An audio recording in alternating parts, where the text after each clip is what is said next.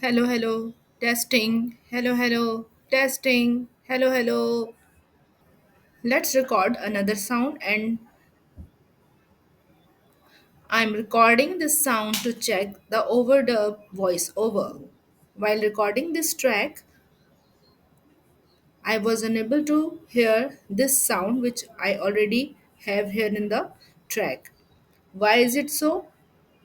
For that, go to Edit, Preferences, and click on Hear Other Tracks while recording overdub.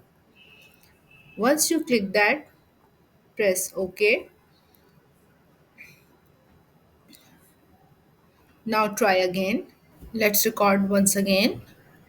I'm testing this sound again.